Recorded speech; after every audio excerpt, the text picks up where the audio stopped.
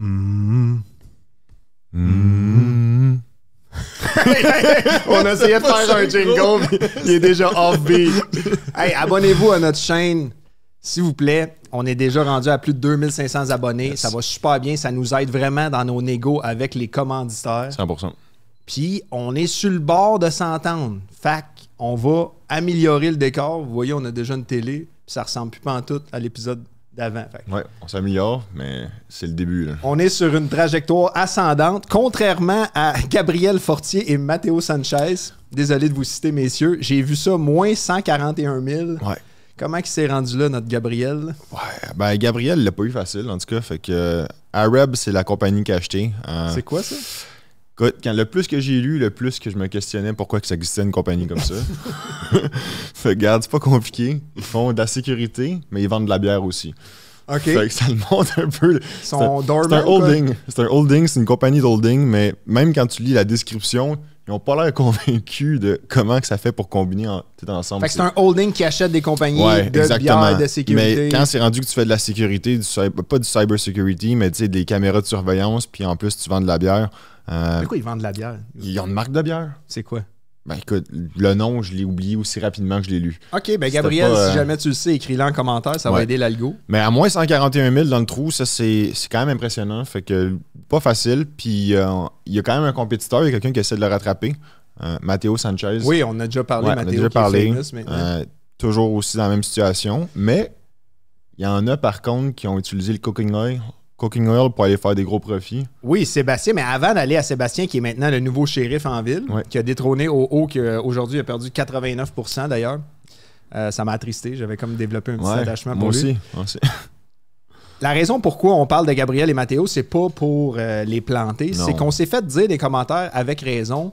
Hey, je pense qu'on a plus à apprendre, du moins autant, de ceux qui ont tout perdu que de ceux qui sont au top. 100%. Quel move ne pas faire? C'est quoi les gros misses qu'ils ont fait? Un des moves à ne pas faire, c'est d'investir dans un holding qui possède de la bière et de la sécurité. As-tu vu d'autres patterns de choses vraiment dangereuses qui ont été faites? Je pense que la plupart, c'est deux extrêmes. Je pense qu'il y en a qui ont été dans les premiers, ils ont été chanceux pour le moment. Mais au final, qu'est-ce que je vois, c'est que c'est des all-in sur une compagnie. Une compagnie généralement qui n'a pas nécessairement des gros chiffres d'affaires ou une solidité financière solide, mais qui a vraiment un sentiment ou un momentum qui est présent. Fait que peut-être que c'est ça qui est arrivé avec Arab au début, puis tout d'un coup, ça a planté. T'as-tu eu le temps de regarder un peu les ratios, dette, équité, cash flow? Ou non, quand j'ai vu c'était quoi le holding, ça va pas de sens. Là. Parce que ça, c'est une autre question qu'on se fait demander, puis qu'on voit aussi des carousels là, sur IG en 30 secondes, comment savoir si tu dois acheter ou vendre. Ah, ben ça, c'est quand même facile. Là. Il y a une couple d'affaires que tu peux voir.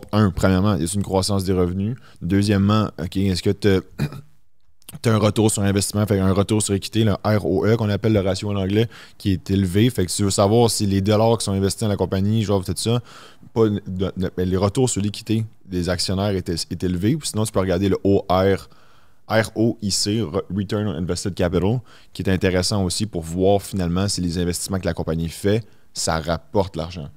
Oui, parce que comme tu disais à l'épisode précédent, on a quasiment accès aux mêmes données que l'analyste ou la personne à la banque maintenant, avec tout ce qui existe en ligne. Oui, on a accès à...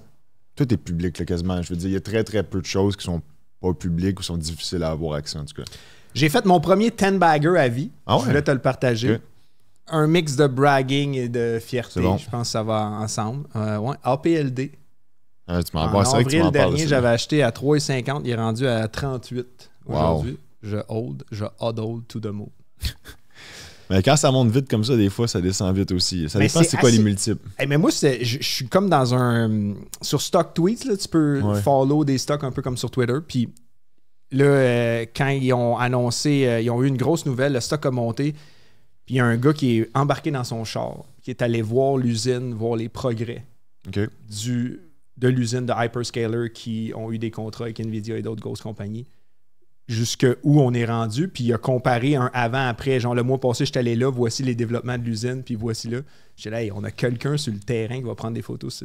C'est quand même sur la coche. Ça, c'est le niveau hedge fund en tant que tel, d'habitude. Oui. Ils vont utiliser l'imagerie satellite pour aller voir, OK, est-ce que vraiment à l'usine, il y a beaucoup de camions qui rentrent dans les portes, puis ils vont regarder est-ce que finalement, on s'en est sur la bonne direction, mais c'était des gars sur StockTwits qui font ça. Oui, ou les satellites qui regardent les réserves de pétrole puis les tankers, 100%. comment qu'il y en a. 100%. Il y avait un gars qui faisait ça avant, me semble, tu m'avais parlé, puis qui a vendu, puis qui a parti une compagnie aux États-Unis, là, Skyfire, ça s'appelle. C'est vraiment ça qu'eux ils font, c'est qu'ils agrègent des données, finalement, à travers l'imagerie satellite, puis sont capables de voir un peu c'est quoi les tendances de marché dans les différentes industries.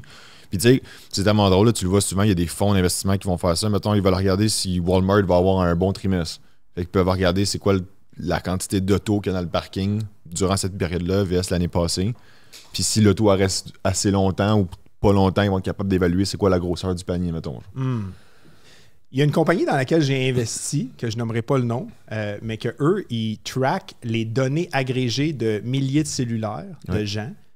C'est privé, donc ils ne savent pas que c'est Marc Dargy, mais qu'ils savent qu'il y a 5000 personnes qui sont allées chez Lululemon, puis qui ont passé tant de temps, puis qu'après, ils ont sorti de la boutique ou de chez Walmart, puis sont allés à tel endroit, puis ils venaient de tel autre endroit. Ça, c'est... Ça vaut de l'or. Mais ça, c'est pas des outils qui sont accessibles à Gabriel Fortier ou à Sébastien Gosselin. Non, parce que ça coûte cher encore. Oui, c'est ça. Ça coûte cher, mais à un moment donné, je pense que le plus que la technologie grandit, le plus que ces outils-là vont venir accessibles à tout le monde. Mais ce qui est fou avec ces outils-là, c'est que tu peux dire, OK, moi, je veux investir dans un magasin à 1$, dans lequel j'investis. Là, je regarde les ratios, les dettes, la croissance des revenus, mais j'utilise un outil de même pour dire, il y a eu tant de foot traffic et, exemple, Dollarama versus Dollar Tree ou Dollar General, les gens passent, je dis n'importe quoi, 2 fois plus de temps d'adhérent à la boutique que leurs compétiteurs. Il me semble que c'est un méchant edge. Parlant de edge, il fait quoi Sébastien Gosselin? De la magie? C'est quoi ça, le cooking oil? Oui, cooking oil. Je pense qu'il y a eu un... Écoute, je pense qu'il y avait une opportunité de timing là-dessus. Je sais pas s'il y en a qui ont vu un peu ce qui est arrivé, mais Trump a beaucoup parlé de l'huile de soya, finalement, le canola oil, le canola oil avec la Chine, puis qu'il allait mettre finalement sûrement des restrictions là-dessus. Fait que Coat, la C-O-O-T, le Taker, cette compagnie-là, eux, c'est une compagnie qui se spécialise dans de l'huile, mais qui est en Australie, si j'ai bien compris. En tout cas, fait que si la Chine, ils se font mettre les bâtons dans les roues, c'est sûr qu'une des compagnies qui est cotée en bourse, qui se spécialise là-dessus, qui est dans un autre pays, le stock va exploser. Après ça, c'est-tu du bruit? Probablement. Je ne sais pas à quel point ça va vraiment changer leur chiffre d'affaires, mais Momentum a été bon pour le moment. Puis je pense qu'il a fait 600 000 là-dessus, j'ai vu. Là. Mais souvent, l'actualité, tu as un stock de canola oil. C'est pas une affaire sexy. Là. On parle pas souvent de ça. On a personne qui parle de ça. Moi, j'ai un ami qui habite en Roumanie qui s'est fait envoyer par courriel une lettre de sa banque lui proposant de rentrer pré-IPO au moment de la IPO à 5% de discount sur une compagnie qui fait des charcuteries. J'ai oublié le nom, mais c'est le plus gros en Roumanie. Puis en Roumanie, tout le monde mange des charcuteries. Tu déjeunes aux charcuteries. Je sais pas si t'es déjà allé, mais... En Roumanie, non. Est-ce que c'est de quoi que tu as déjà vu sur recevoir un email de ta banque dire « Veux-tu rentrer au IPO? » Moi, c'était un de mes rêves. J'ai toujours rêvé d'être comme Buffett puis de rentrer pas quand il est trop tard. J'ai déjà vu ça quand je travaillais à la banque. J'ai déjà vu que des fois, on avait des allocations qu'on pouvait avoir pour des allocations quand même limitées pour certains clients, mettons, qui voulaient acheter des stocks avant qu'ils rentrent en bourse. Mais c'est pas accessible à tout le monde, généralement. Il faut quand même que tu aies un certain portefeuille avec la banque. C'est sûr que si tu es Joe Blow et tu as 2000 dans ton compte, je pense pas qu'ils vont venir le voir. Mais si tu as un portefeuille intéressant et tu as un bon client pour eux, c'est une façon un peu de te garder. C'est le fun. D'habitude, c'est rare que ça va mal un IPO. Oh, oui, mais moi, c'est le genre de lien que j'aurais même pas cliqué. Là, IPO, marché roumain, stock qui rentre à 3-4 piastres. Ouais, mais écoute. Charcuterie, j'étais là. Ouais. La charcuterie, quand tu y penses en Europe, c'est juste ça. Là. Moi, j'étais en Espagne dernièrement, tout le monde mange juste ça. Oui, c'est fou. J'étais même tanné d'en manger. Là. Pour vrai? Ben là, tu manges plus d'œufs, il n'y a plus de fruits le matin, c'est de la charcuterie, par-dessus charcuterie avec du fromage puis du pain. Lui, il me demandait mon avis. Je dis, gars, maintenant, je suis quelqu'un de connu. Là. Je me fais reconnaître quand je saute au trampoline chez Hopla. Fait que je peux pas te donner des conseils, mais dans les deux cas, que tu investisses ou non, je pense que tu vas être fru. Pourquoi? Si tu n'investis pas, puis ça monte, t'es fâché. Si tu investis, puis ça monte, t'es fâché parce que tu as juste mis 1000$. Tu dis, hey, je mettrais pas beaucoup. Tu sais. Fait que je pense que c'est un lose-lose. Dans tous les cas, je voyais comme. Si j'étais toi, je pense que je mangerais charcuterie. Mais il y a le edge de pouvoir dire quand il va à l'épicerie avec sa blonde. Ça, c'est à moi, ça. Ouais. Ça, c'est à moi. Je mange mes profits. Ouais. C'est bien dit, ça. Tu voulais me parler des banques, parlant de profit. On essaie de faire... les banques qui en ont fait du profit. Fait que c'est earnings season qui a commencé. Là. Oui. Cette semaine, environ, les banques ont commencé à sortir les résultats. Il y a d'autres compagnies aussi. Mais... Pourquoi je voulais parler des banques, en gros, c'est que les banques ont vraiment beaucoup monté depuis le début de l'année. Ils sont à 35% c'est quasiment. Hallucinant. Ouais. Fait que, qu'est-ce qui arrive? Est-ce que toutes les banques ou juste les banques américaines? Là, je parle des banques américaines. Oui, canadiennes, je suis pas sûr. Tu sais, Scotiabank, TD, ça va bien, les profits, j'ai regardé, mais la hausse du stock, je suis pas sûr. Ouais, mais Scotia, c'est une banque qui est plus diversifiée à l'international que TD. TD, ils ont beaucoup d'exposure aux États-Unis. Ouais. Comme RBC aussi va en avoir plus. Mais les banques américaines, grosso modo, pourquoi je les regardais, c'était pour deux raisons. C'est un, les attentes étaient super élevées. Ouais. Puis c'est des grosses compagnies, puis ça donne une bonne image du pouls économique. Okay? Puis on parle beaucoup en ce moment, le marché de l'emploi a baissé, est-ce qu'il y a des bulles, est-ce que les stocks ont monté? Fait que t'aimes ça savoir une banque, ils vont te dire un peu, est-ce qu'on est dans un marché qui est trop cher? Ou y a-t-il des messages qui vont te laisser voir c'est où qu'on s'en va?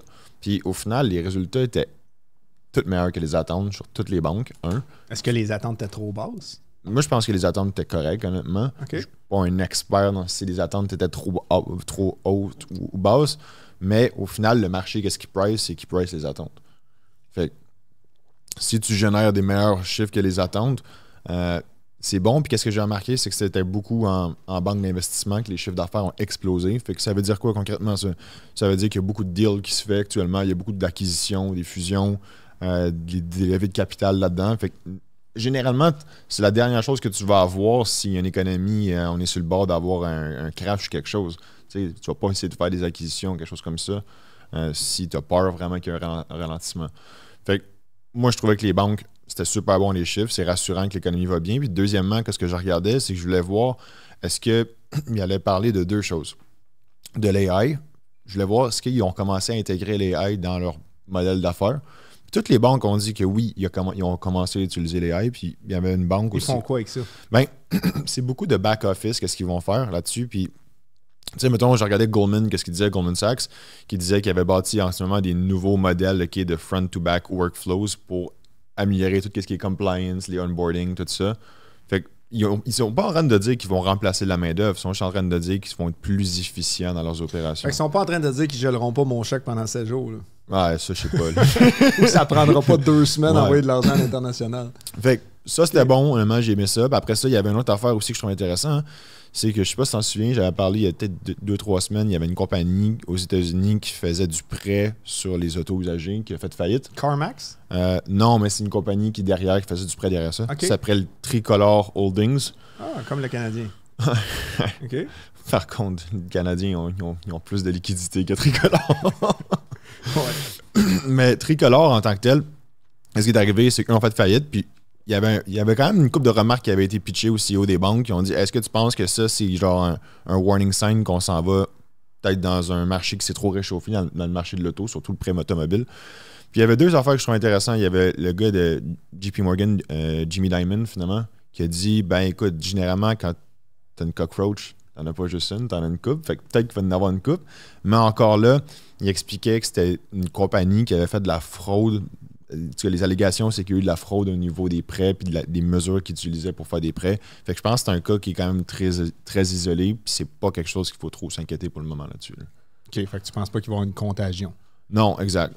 Fait que banques sont bonnes, les multiples des banques sont plus élevés, fait que ça devrait continuer de monter.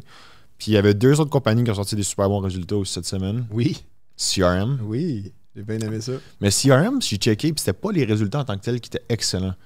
C'était... Parce que le stock n'a pas tant bougé. Non, mais c'était le outlook qui a vraiment, je pense, aidé. C'est qu'ils ont dit qu'il allait avoir 60 milliards de revenus qui allaient venir de l'intelligence artificielle d'ici 2030. Ils n'ont pas dit qu'il allait atteindre 60 milliards de chiffre d'affaires?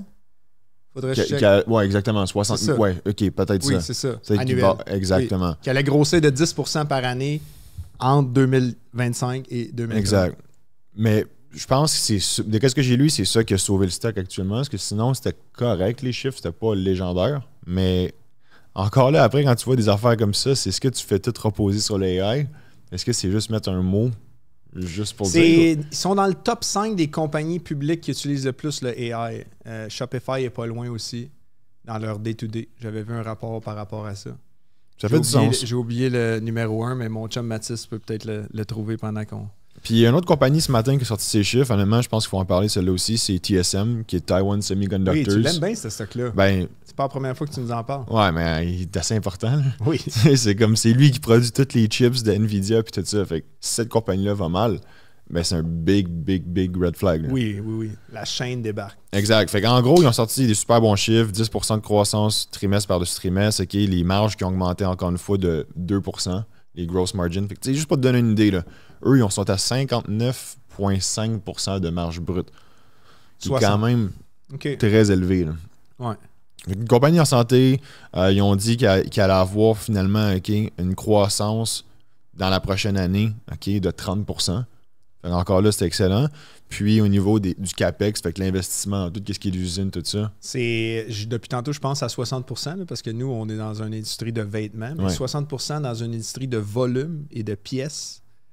C'est. Moi, je trouve que c'est bon. Là. Non, c'est plus que bon. Ouais, moi, je trouve que c'est très bon, exactement. C'est même, inimaginable. OK. Fait que compagnie, encore une fois, qui a sorti des bons chiffres, je pense que c'est rassurant. Il n'y a pas encore là de signe de ralentissement au niveau du AI à ce niveau-là. OK. Ils font des plus grosses marges que l'épicerie. Tu te rappelles de ça, ce débat-là qu'on a eu? Il y en a fait du commentaire. J'ai vu un lancement, je ne sais pas quelle compagnie, mais des ETF à levier 5 fois, 5x. Ouais. Là, j'ai fait, oh my God, dans quoi qu'on s'embarque là? Tu sais qu'il y en a un là-dessus qui a fait faillite la semaine passée. Un ETF à levier? Ouais, c'était... c'était quoi le stock? Le ETF a fait faillite. Ouais, c'était un... Qu'est-ce qui arrive dans ce temps-là? Le stock, en réalité, c'était un 3 fois, le ETF. C'était un short 3 fois. Je sais plus c'est quel le stock, mais il y a un stock qui a baissé de 30% la semaine passée, 33% une journée, 99%. C'est un ETF de un seul stock. Ouais. Un single stock. Mais maintenant, c'est de plus en plus populaire, ça. Je sais pas si tu as remarqué, mais... Tesla n'a un, Nvidia n'a un, les gros, Apple n'a un. Fait que c'est arrivé, il y a un stock, il y a un fonds là-dessus la semaine passée qui a fait faillite. Mais qu'est-ce qui se passe dans ce temps-là? Mettons, t'es gestionnaire, tu débourses de ta poche ou tu walk away et t'en ouvres un autre? Ben, c'est des gros gestionnaires. Là. Je pense que c'était UBS qui était derrière ça. Fait que c'est des grosses compagnies. Hey, mais... ils ont fait faillite. Non, mais le fonds, nouveau profil LinkedIn. C'est toutes des entités différentes. Fait que le fonds, le net asset value s'est évaporé, mais je sais pas vraiment que ça fonctionne derrière. OK. Je serais curieux, moi aussi. J'ai pas trop fait de recherche là-dessus. Ça illustre l'importance de ne pas être à levier. Un autre événement historique qui s'est passé la semaine passée, le crypto crash. Ouais. Par un seul tweet de Donald Trump, on a vu des altcoins, et même le Bitcoin, mais surtout des altcoins. Ouais. On avait parlé du altcoin season, qu'on était dedans. Ouais, mais là, ça l'a fait... C'était la saison plus de la chasse, là, je te dirais. C'était plus shitcoin season qu'autre chose. Là. J'ai vu XRP, qui est quand même un altcoin, mais assez connu. C'est très connu. C'est très gros. Ouais. Qui, à un certain moment, je pense que tu m'as texté, il était dans 40-50%. Là, il y a eu... ça tombait verticalement. On est plus comme 65% en 15 minutes. Fait que si t'es x2, t'es fini. T'es mort. T'es liquidé. Mort. Puis c'était quoi, quasiment 20 milliards de personnes qui avaient été liquidées? Non, pas 20 milliards, là, ça ferait pas de sens. On est 7 milliards sur Terre. Non, pas de personnes en dollars. Non, mais le montant était quasiment 20 fois plus gros que le montant perdu lors du crash en 2020 de la COVID. C'était le pire crash historique pour les cryptos en termes de c'était pas le pire, c'était le pire par ça. Là. C'était comme la marge était énorme. Mais ça, c'est un flash crash. Là. Je veux dire, moi, j'ai rien vu de ça, puis ça avait déjà remonté, mais il est trop tard. Là. Ça, écoute, il y a deux personnes qui se sont fait prendre là-dessus. C'est un, le monde qui était à levier, puis deuxièmement, le monde qui avait des positions, puis qui avait des stop-loss. Tu t'es fait avoir. Pour ceux qui, visuellement, ont besoin d'une image de c'est quoi être à levier, là, c'est comme si en ce moment, j'étais en bobette en dessous du bureau. Puis que là, la marée, elle descend, puis là, j'étais en bobette tout ce temps-là. C'est exactement comme ça que Warren Buffett le décrit, mais en anglais, là. Puis il l'a mieux dit parce qu'il a plus d'expérience que moi. Ouais. Mais au final, pour revenir dans le cas des cryptos, ça a fait mal. Puis surtout, ce qui est impressionnant, c'est que c'est la rapidité que ça a été fait. J'ai jamais vu ça dans un autre marché. Puis tu sais, on dit autant que des fois, ça peut être le futur, ce marché-là. Mais un marché qui est le futur, selon moi, ne peut pas être aussi instable que ça. Moi, c'est ça que je trouve qui est comme... On n'est pas encore rendu là. Parce que tu verras pas le dollar américain genre faire un flash crash de 60% en 10 minutes. Là. Non, parce que pour bien du monde, le futur, c'est fini. Là. sais, je veux dire, ça détruit des vies, là, ça. C'est pas drôle. Ben, non, ça détruit des vies, mais ça. Puis il dit apparemment, il y a des histoires d'horreur en ligne, là, du monde que ça a mal terminé cette soirée-là. Ouais, mais ça, c'est le pouvoir des influenceurs. Parce que, qu'on le veuille ou non, Donald Trump est le plus gros influenceur 100%. des temps modernes. 100%. Plus gros que Sydney Sweeney. Qui, d'ailleurs, a commencé à faire des photos pour Crocs. Avec Hey Dude. Ouais, j'ai vu des photos sur son profil, je la suis. Ils vont en avoir besoin. Un autre influenceur, en fait, souvent les athlètes sont des influenceurs. 100%. Ça a été les premiers à se faire sponsoriser pour porter du linge. Il y a une couple de semaines, je sais pas si tu suis un peu le basket, LeBron James avait comme une conférence de presse, ça s'appelait The Decision. Puis là, le monde, il pensait qu'il allait annoncer sa retraite. Okay. Mais non, c'était juste pour dire qu'il allait jouer une autre année. Puis, sans le dire, ses commanditaires le remerciaient. Nike, Pepsi, Amazon, GM, Fanatics, Mattel, Samsung, Walmart, Intel, DraftKings. Et j'en passe. Ils l'ont tous remercié. Ben non, ils l'ont pas remercié, mais je peux te dire que le CEO, il était bien content qu'il dise ça parce que lui, il pensait qu'il allait dire qu'il prenait sa retraite. C'était une pub en plus pour NSC, très fort. On a notre data analyst en arrière qui prend des photos. Merci. Mais ça, c'est assez fou, le pouvoir des influences, le tweet. Tu sais, Ashton Kutcher, c'était un investisseur. En fait, c'est un des premiers dans XRP là, qui a investi. Ouais. Puis je pense que c'était une prémonition avec son émission Got Prank. Là. Puis Hey Dude, where's my car? C'est pas mal ça que le monde se sont demandé quand ça a commencé à tomber. Non, mais faut attention. Je pense qu'il y en a beaucoup de nos jours. C'est tellement drôle de ce temps-ci. C'est qui que je vois le plus? C'est Kraken. C'est la plateforme pour faire du courtage de crypto. Ah ouais, je me fais c'est Dave Portnoy. Ah. Il est là-dedans? Ah ouais, non. Là-dedans. Il est quasiment en train de prendre une bière sur sa terrasse, puis là, il était comme... c'est vraiment drôle comme annonce. Là. Il est tellement relax, c'est comme du classique Dave Portnoy. Puis là, il dit, bon, I'm using Kraken, buy crypto. Je suis comme, wow. Mais le budget qu'ils ont mis dans cette ad-là est ridicule. Il y a sûrement des parts, on s'entend. Ouais, clairement. Tu parlais du futur qui est peut-être pas la crypto quand c'est aussi volatile. C'est quoi le futur? C'est certainement pas Abercrombie parce que je vois comment je suis dans le pool. 517e en ce moment. Où ça a mal fini. Mais j'aimerais parler de trading du futur. Yep. On a eu une rencontre avec un de nos commanditaires des épisodes précédents, mon technicien. On a fait un autre podcast avec eux autres. On a parlé beaucoup de la cybersécurité. Puis ça m'a fait hérisser le poil. J'avais vraiment peur quand il expliquait tout ça. Ça s'en va où, toi, tu penses? C'est du AI qui trade avec du AI. Y a-tu un avenir humain dans la bourse, selon toi?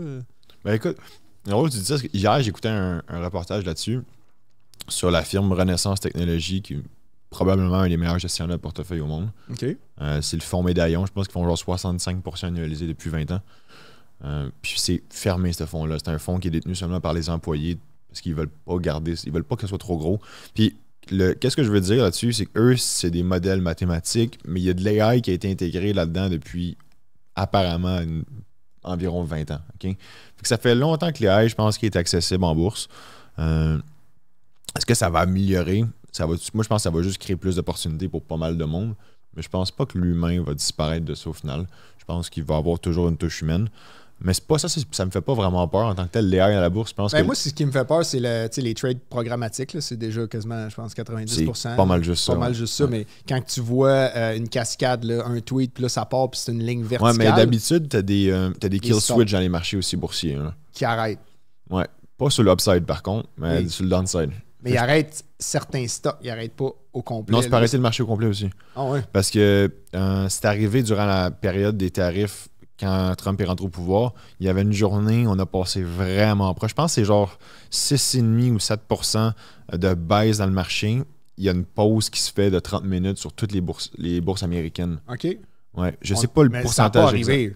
Non, mais on a passé peut-être genre 0,3, 0,4%. Il y a un trigger, il y a un threshold de si ça se rend là. Faut pas que ça fasse un fire sell puis que le monde, ça fasse des liquidations. Toutes les stop loss, là, c'est comme boule de neige, c'est game over. Parce que là, ça devient dangereux. Là, c'est game over. Ouais. Fait que ça, il y en a il y a déjà un système qui existe là-dessus. Il n'y en a pas sur l'upside, par contre. Le record que j'ai vu, je pense, c'est 12 ou 13% une journée qu'on a fait les indices cette année. Okay. Fait qu'il n'y en a pas, par contre, sur l'upside. Fait que tu vois quand même que la game, elle est faite pour que le marché monte. On protège le downside là-dessus. Mais l'AI, je pense que le plus que ça va augmenter, je disais là-dessus, puis le quantum computing, je sais pas, il y a des affaires qui vont faire peur quand même. Ben, en tout cas, cybersécurité, moi, c'est un domaine que je suis beaucoup. Puis souvent, je regarde des compagnies privées comme Mon Technicien qui nous ont partagé, qui ont permis qu'on dise qu'ils ont eu 46% de hausse de leur chiffre d'affaires en 2023 puis 44% en 2024. Basé là-dessus, je me dis, si je sais ces données-là d'une compagnie privée, d'après moi, le secteur au complet est en hausse. Puis là, tu regardes des ETF comme Cyber, CIBR ou HAC, qui surperforment le marché, je pense, en 2025.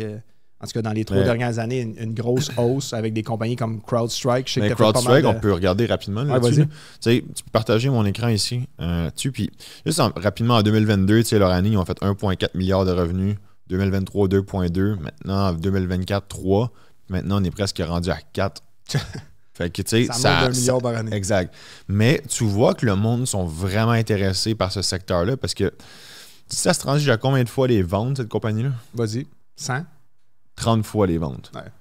C'est quand même élevé. C'est élevé. C'est élevé, les ventes. Là. Mm-hmm. Pas les earnings. Ouais. Fait que c'est vraiment élevé. Puis la question que je me demande, c'est que tu vois que le monde, clairement, il y a du monde qui veulent se protéger avec ce style de compagnie-là. Puis CrowdStrike, tu sais qu'est-ce que eux, c'est quoi leur clientèle, right? Vas-y. C'est principalement des gouvernements, des grosses corporations, puis c'est du cloud, comment que ça fonctionne. Okay? Fait que c'est de la cybersecurity, mais il n'y a pas un software qui est téléchargé sur ton ordinateur, c'est constamment fait dans le cloud. C'est de plus en plus ça. Là. Exactement. C'est de plus en plus ça. Ouais. Fait que qu'est-ce qui arrive, c'est que c'est un SaaS, ils vont te charger une mensualité, puis après, tu as les différents modules selon, encore une fois, qu'est-ce que tu veux comme compagnie. C'est sûr que ça va continuer de grossir, ces compagnies-là. Mais c'est des beaux modèles d'affaires. Tu sais, d'ailleurs, mon technicien... Très beau modèle, oui. Avant, il y avait un modèle one-time fee, puis là, c'est rendu un SaaS, puis c'est comme 100$ par employé par mois. Puis généralement, ça te coûte 40% moins cher que d'engager une house, quelqu'un en TI.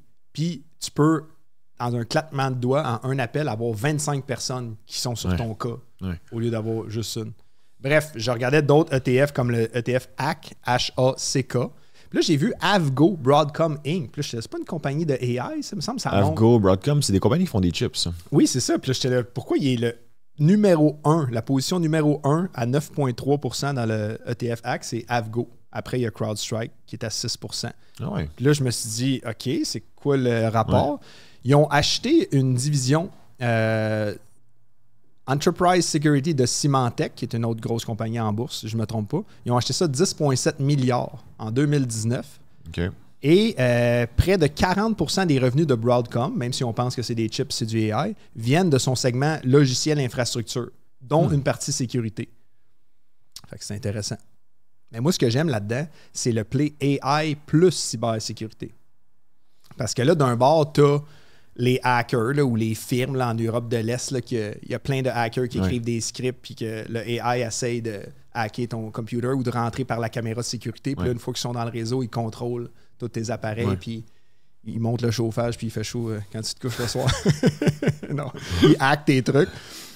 Mais il y a aussi l'autre partie, tu sais, que si tu as une firme de sécurité, de cybersécurité comme Mon Technicien, comme Broadcom, comme CrowdStrike, tu as du AI pour te défendre contre du AI. Fait que là, c'est une attaque de AI contre du AI. Exactement. Oui. Mais c'est ça, je me demande. Parce que moi, le danger que je vois, c'est que tu parles, les compagnies qui vont perdre le contrôle avec les AI, c'est inévitable, c'est une question de temps, ça va arriver. Mais si tu as une compagnie qui se spécialise à protéger finalement ces glitches que le AI vienne prendre le contrôle, mais si, comme tu dis, ce système-là a du AI, qu'est-ce qu'il dit? Même eux, ils ne peuvent pas perdre le contrôle sur leur AI. Ça, c'est d'ailleurs la question principale sur le quantum computing qu'on va parler un peu plus tard. Ce qui m'intéressait là-dedans, c'est que tu parles tout le temps des perspectives de croissance. La croissance du TAM, du marché adressable, est vraiment accélérée. Là. On parle d'une estimation aujourd'hui, ce sous-marché-là, là, AI dans la cybersécurité, à peu près entre 20 et 30 milliards selon mes recherches en dollars américains. Et d'ici 2032, prends un guess, à combien qu'ils voient ça, le TAM? Le marché adressable de l'AI dans la cybersécurité. Oui, c'est le sous-segment. Il y a la cybersécurité, puis là, il y a comme à l'intérieur de ça, tout ce qui est AI et cybersécurité ensemble. On est sûrement à 3-4 fois minimum. De 150 à 230. T'es pas loin. En fait, c'était quasiment 10 fois. 10 fois la croissance. Fait que je me suis mis à chercher, OK, qu'est-ce qu'on a là-dedans, puis c'est quoi les domaines, c'est quoi ça, le AI plus cybersécurité? Puis là, tu as tout ce qui est analyse de sécurité, tu as tout ce qui est les menaces d'intelligence automatisée, comme on a parlé, tout ce qui est automatisation des réponses aux attaques, la sécurité des modèles de AI eux-mêmes. Je pense que c'est un sous-segment intéressant qu'il faut regarder. 100%. Puis après ça, là, la vraie question qu'on pourrait se demander là-dessus, si on fait un tremplin avec le quantum computing, c'est ça que je comprenais pas. Je voulais savoir, c'était quoi la différence entre un quantum computing et du AI? C'est très différent au final. L'ordinateur quantique, là, c'est une bête en soi. Là. Moi, j'étais allé visiter du à hardware, Sherbrooke. tandis que l'autre, c'est vraiment juste du software. Là. Exact. Puis, il y a une parenthèse à ça, parce qu'il y a du physical AI aussi, comme les humanoïdes, les robots Optimus de Tesla. Ouais. Ça, ils appellent ça le physical AI, qui est un autre segment du AI. Mais ça, c'est un robot. C'est de la robotique, là, ou presque. C'est de la robotique. Oui. L'ordinateur quantique, c'est un ordinateur que, selon Paul Macco, mon bon buddy de chez mon technicien, on est encore loin. On est encore loin d'avoir l'ordinateur quantique et on est encore plus loin d'avoir un ordinateur quantique que l'humain contrôlerait. Donc, selon lui, il va y avoir un bout entre le moment qu'on le crée et le moment qu'on puisse le contrôler et que là, ça risque de dégénérer. C'est d'ailleurs ce que James Cameron disait en écrivant Terminator en 1984. Parce que la seconde, exactement. Fait, dès que tu le pars, ce système-là, en tant que tel, si t'as pas le contrôle dessus... Ils disent qu'en une fraction de seconde, ça craque tous les mots de passe militaires, toutes les données, cet ordinateur-là. Fait que là, tu rajoutes à ça du AI avec du quantique. Cocktail Molotov. C'est fini. Mais, écoute, nous autres, on va être encore là à chaque semaine. Mercredi ou jeudi, on va être là. Tu l'auras pas dit, on a investi dans un bunker nucléaire. On va pouvoir faire ça un streaming en direct dans le bunker. Mais le nucléaire, d'ailleurs, c'était un des plays que tu avais dans ton pool. Ouais, ça continue. Ton ETF. C'est comment ça s'appelait? NLR? NRL? On va le remettre. En tout cas, c'était 3 lettres, ça, je suis sûr. Je te le dis. C'est pas pantoute. Je vais revenir au quantique parce qu'il y a eu depuis les 12 derniers mois des... Ah, c'est fort, NLR. Il y a eu depuis les 12 derniers mois là, des stocks comme IonQ, IONQ, up 530% dans les 12 derniers mois. QUBT, qu'on s'est fait demander par mon chum Pat d'ailleurs et Alain. Je n'aimerais pas ton nom de famille, mais tu nous as partagé ton portefeuille du futur puis on est allé gratter dans ce que tu possèdes. QUBT, Quantum Computing, ça valait 75 cents il y a 12 mois. Tu sais combien ça vaut? QUBT? Allez, il va aller checker. Il y a la réponse. Ça vaut 22$ avant que tu le trouves. 2700% de rendement dans les 12 derniers mois. Mais il y en a 2 qui sont encore plus en hausse. Puis là, encore là, j'en parle, mais on n'est pas des conseillers financiers. On ne veut pas vous inciter à quoi que ce soit. QBTS, qui est la compagnie D-Wave, elle valait 1$ en octobre 2024. Là, on est en octobre 2025. Ouais. Et dans 4 jours, c'est ma fête, by the way. Ça vaut 43$.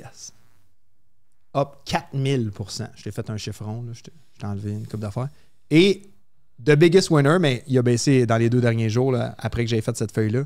ARGTI, Rigetti Computing. Honnêtement, aucune idée de ce qu'ils font, mais je sais que ça valait 90 cents en octobre 2024 et ça vaut 56$. 6000% d'augmentation en 12 mois.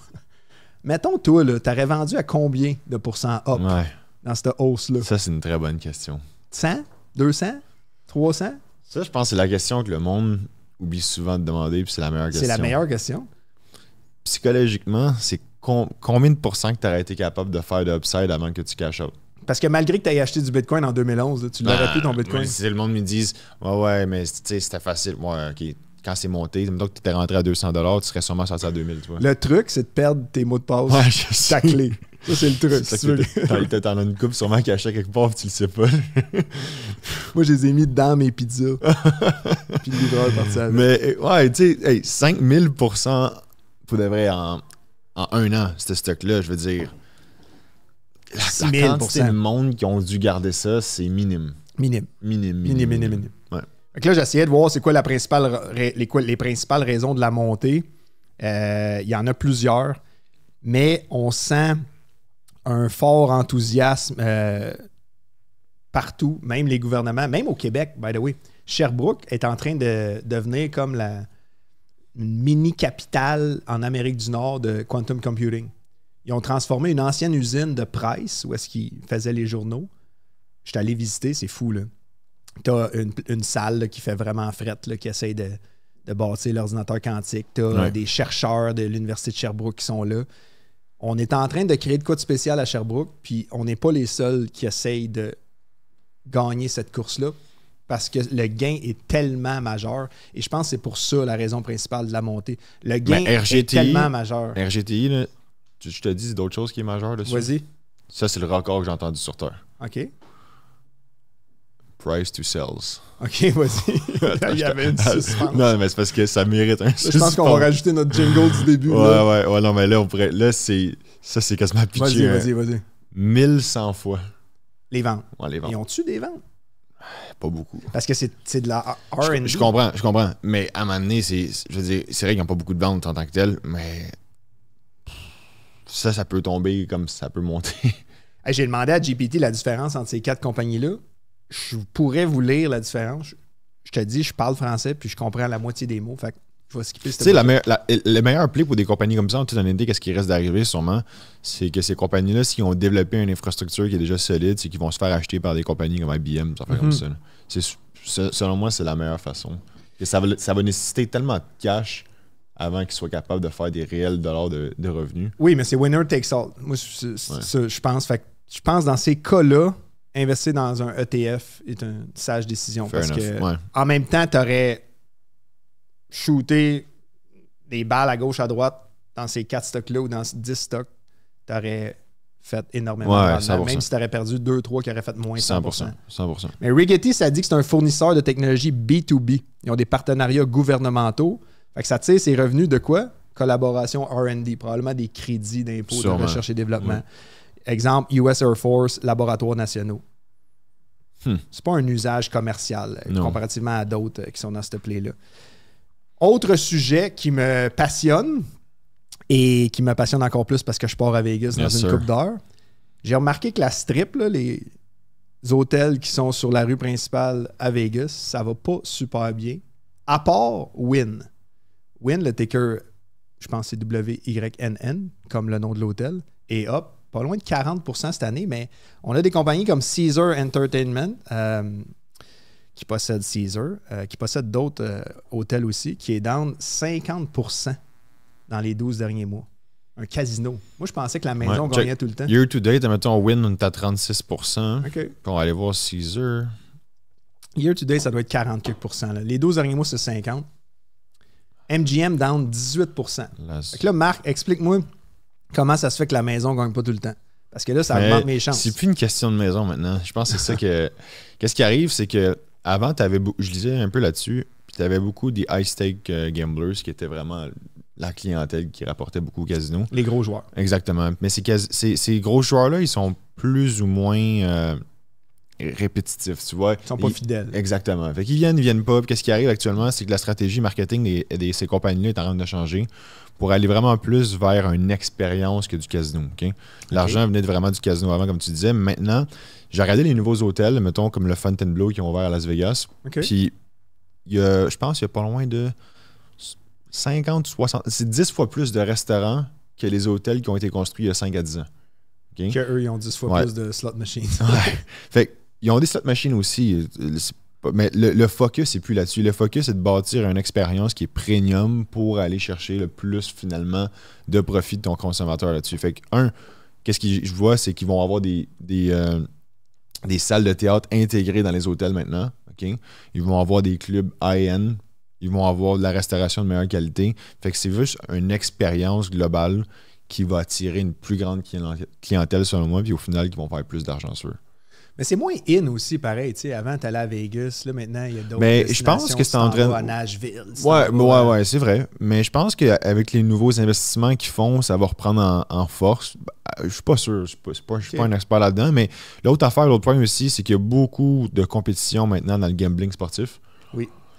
Puis, on s'entend, genre, je regarde le monde alentour de moi. Genre, puis, personnellement, je connais pas beaucoup de monde qui gamble.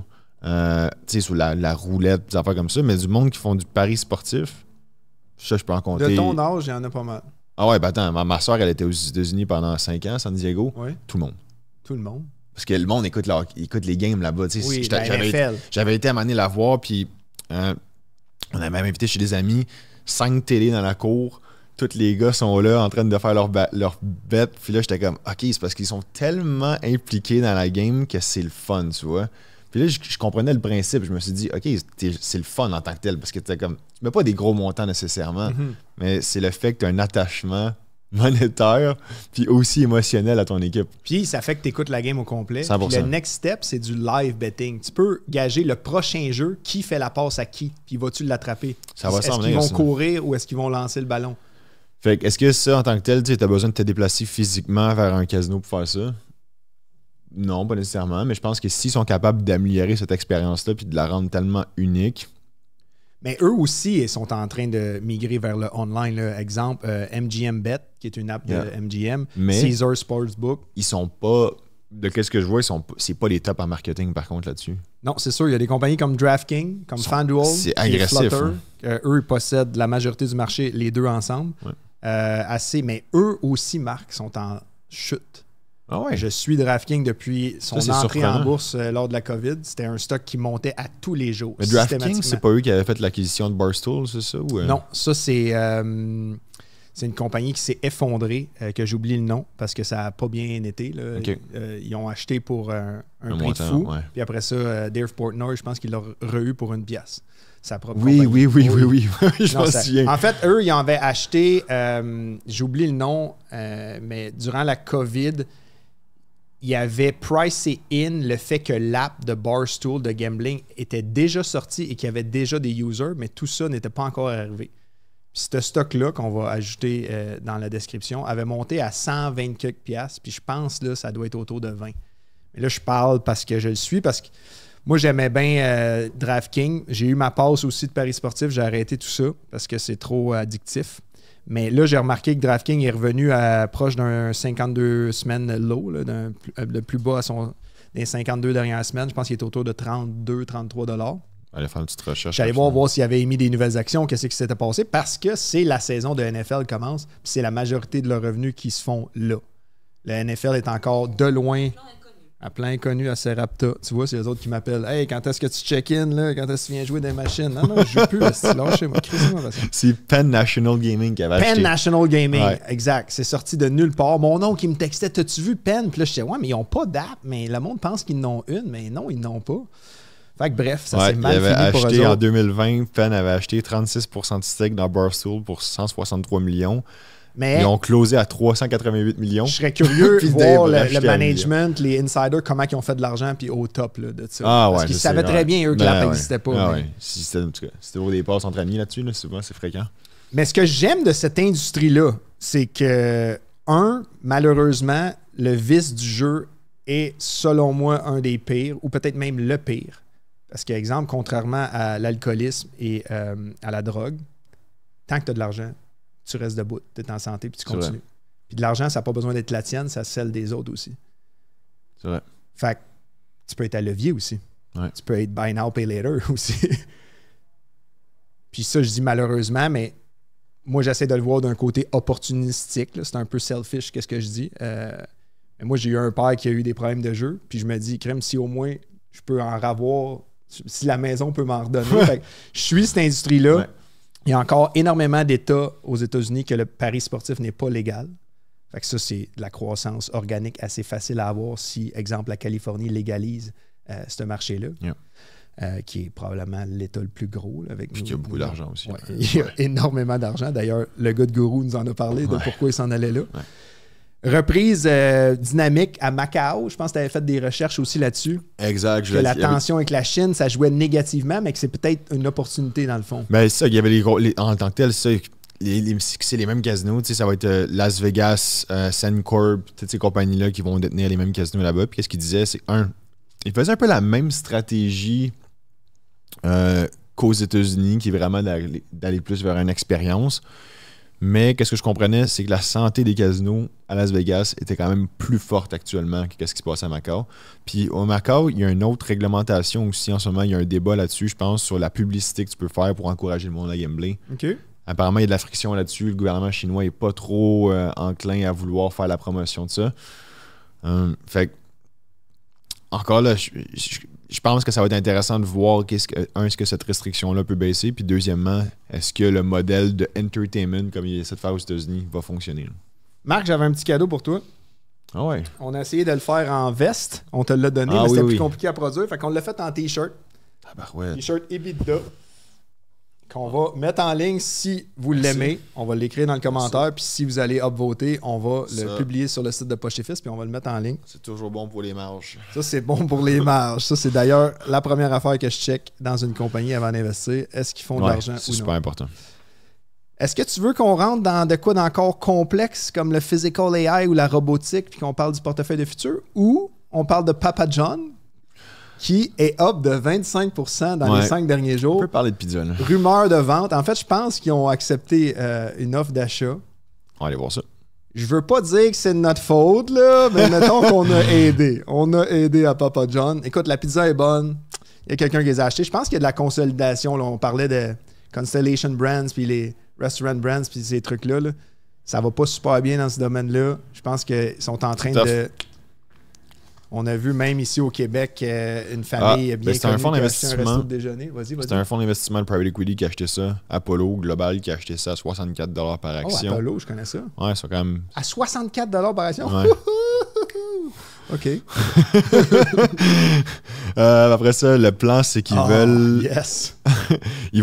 Check ça. Ouais, vas-y. Ils veulent faire quoi?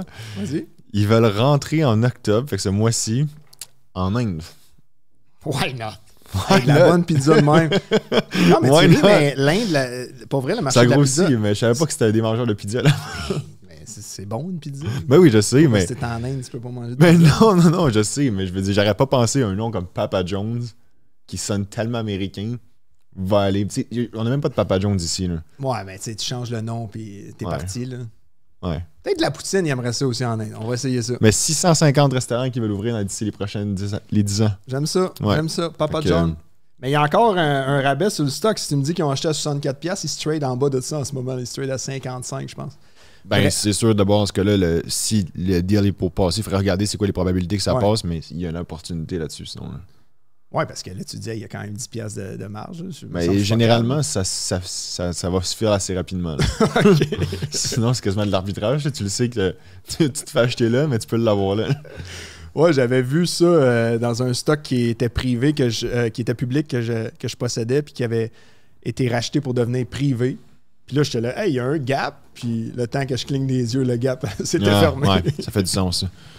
As-tu d'autres choses, toi, que tu voulais parler? Parce que moi, j'avais deux autres sujets. Vas-y, Marc, vas-y. Deux choses, tu sais, je pense qu'actuellement, tout le monde, on se demande, même moi, je me demande, est-ce que le marché il continue de monter? Est-ce qu'il va arrêter de monter? Tu sais, les stocks de tech ont tellement monté cette année.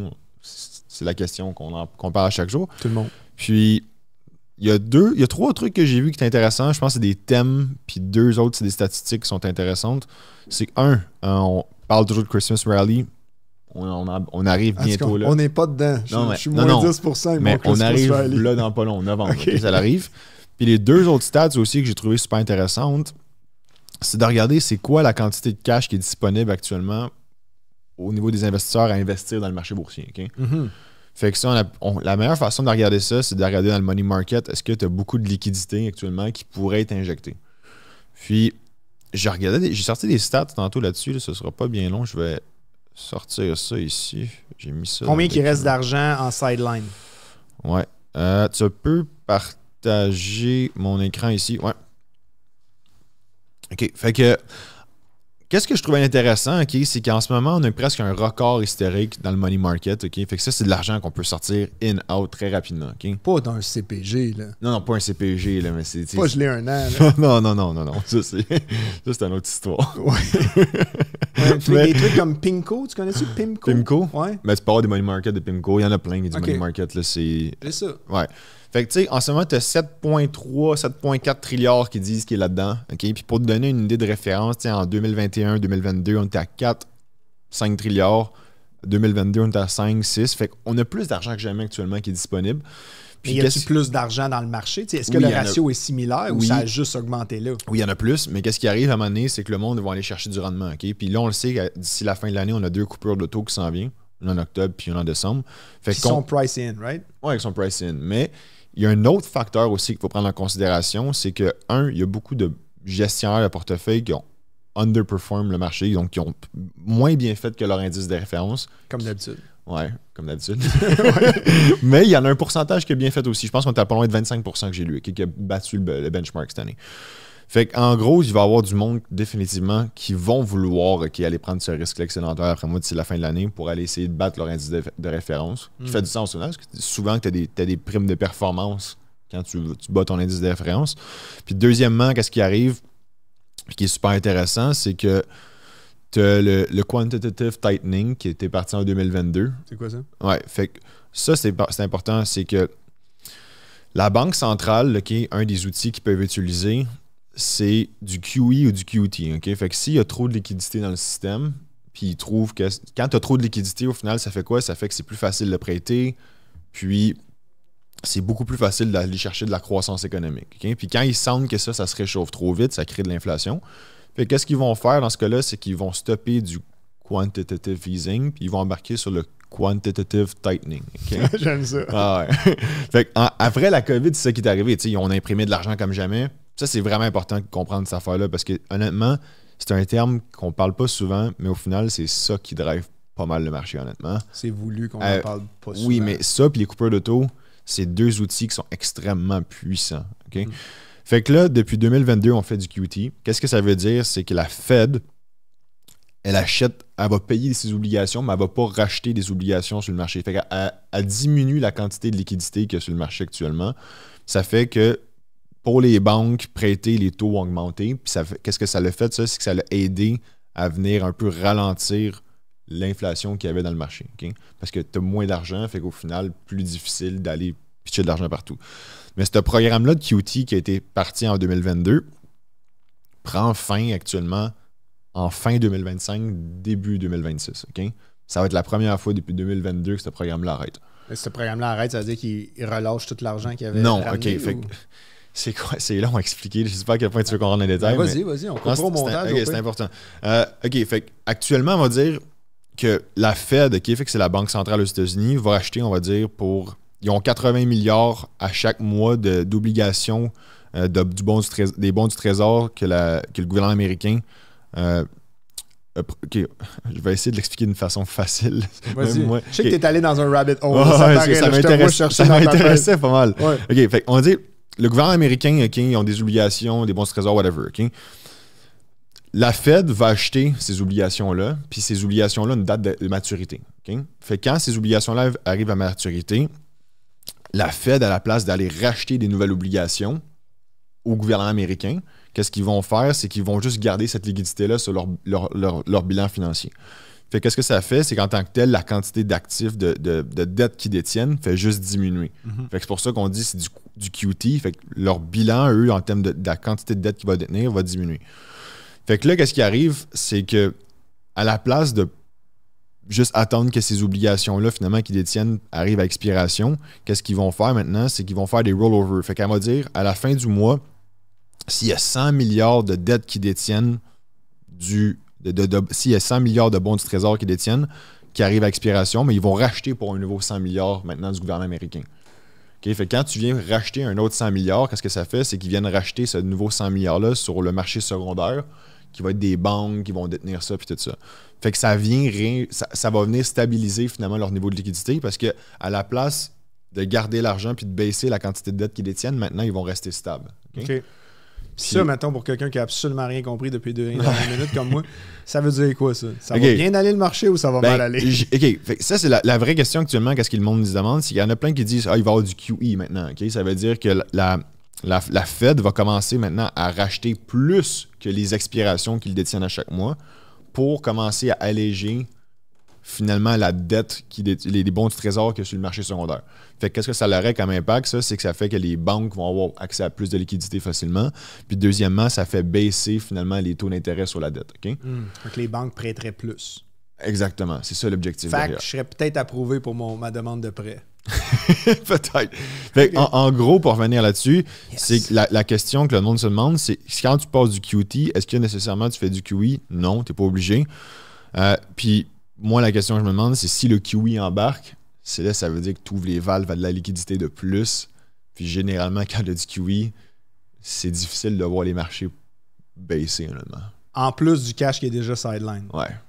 Fait que toutes les ingrédients... T'as-tu des données historiquement quand ça s'est arrivé, il s'est passé telle affaire ou t'étais pas encore né? Non. Mais du QE, du QT, ça l'a arrêté. Du QT, honnêtement, il y en a eu 2 fois depuis 2000. OK. C'est pas comme... Mais du QE, il y en a eu souvent. Je pourrais regarder, mais c'est juste... Dans ma tête, c'est comme complexe à expliquer, on dirait, ce concept-là.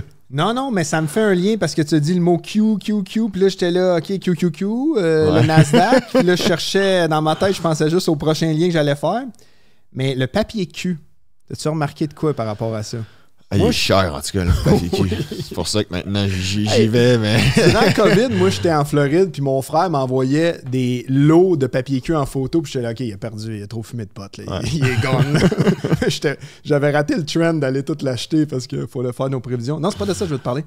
Je veux te parler de moi, une des strates, j'aime bien observer le comportement, mon comportement, puis celui de mes amis, puis d'essayer de faire des investissements par rapport à ça.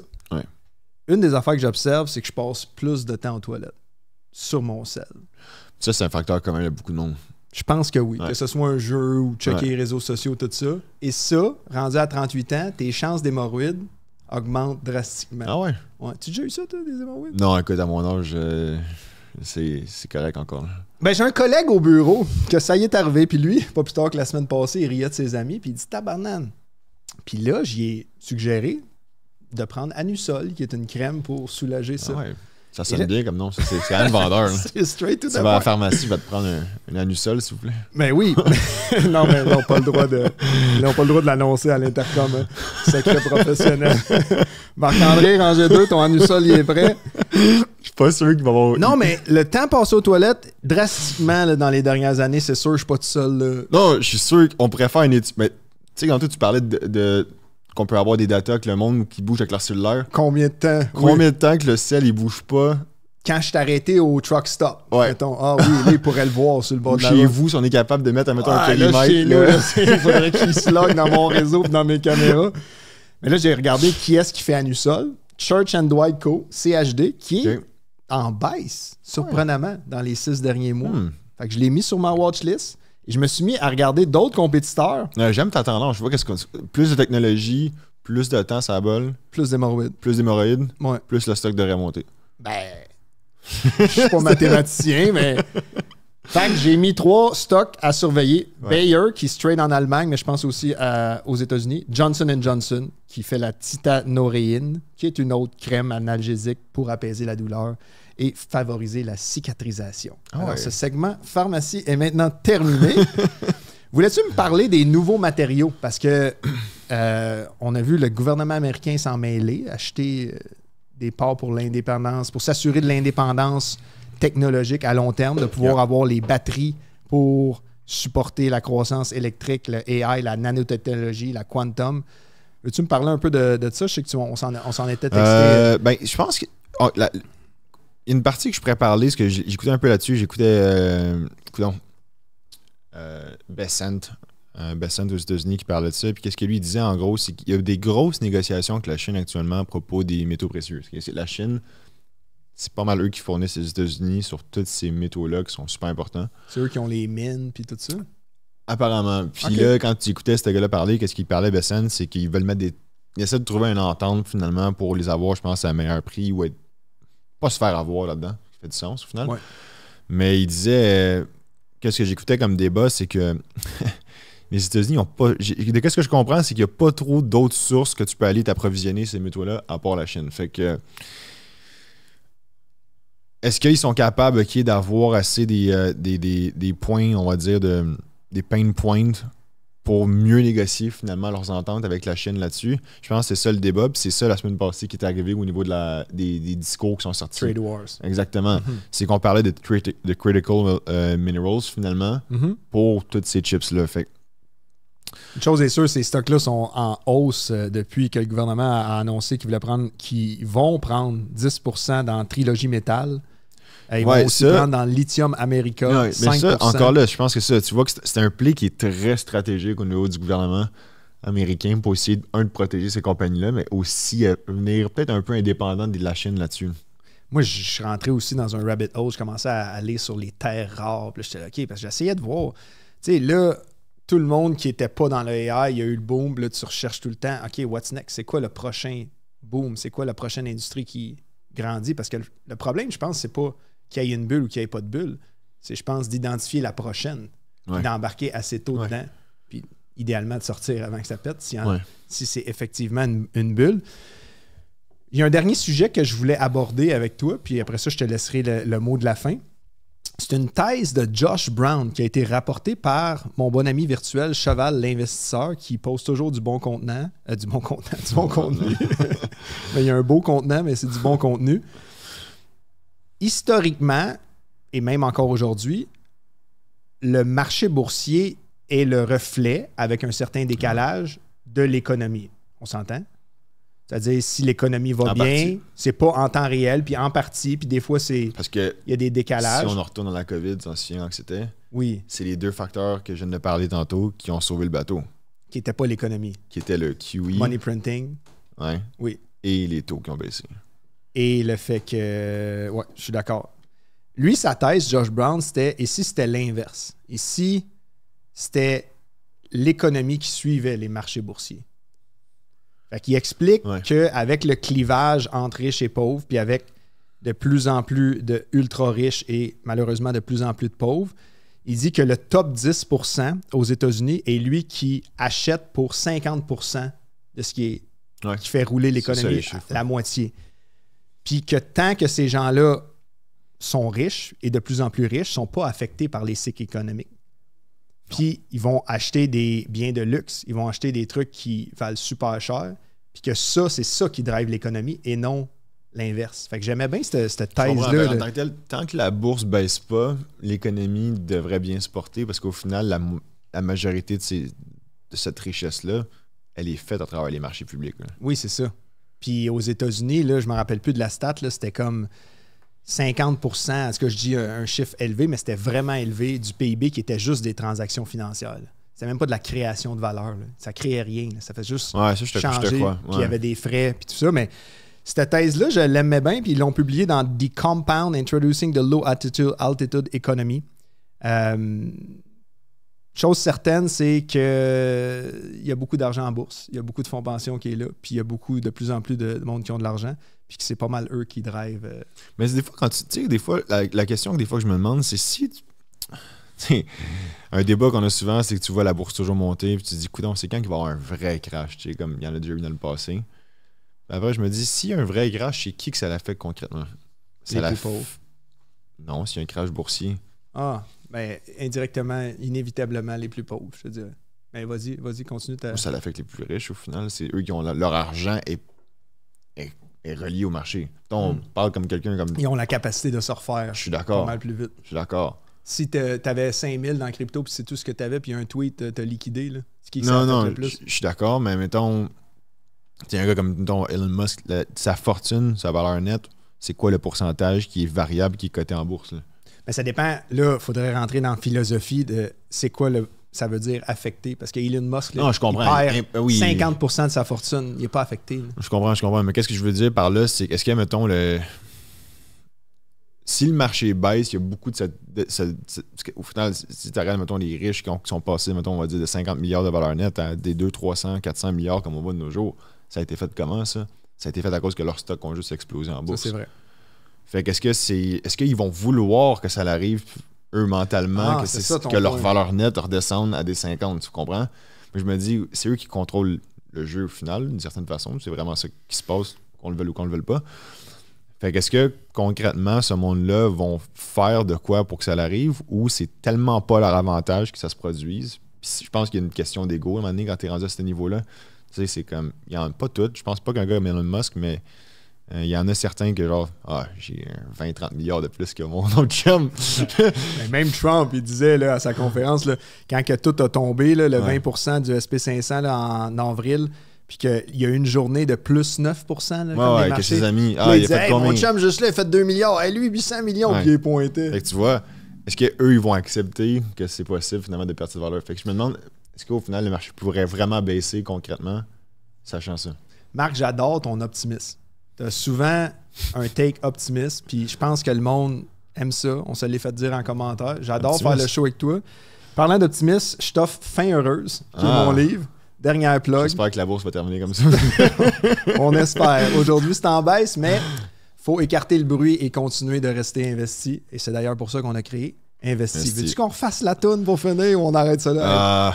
Je pense qu'on arrête ça là. Arrêtez ça là. Merci au Studio 21 de nous avoir reçus. Première fois qu'on est ici. Yes. Merci à Marc, merci à Mathis, Mathilde et toute l'équipe. Ben, c'était ça, là. Je viens de te nommer toute l'équipe. Ouais.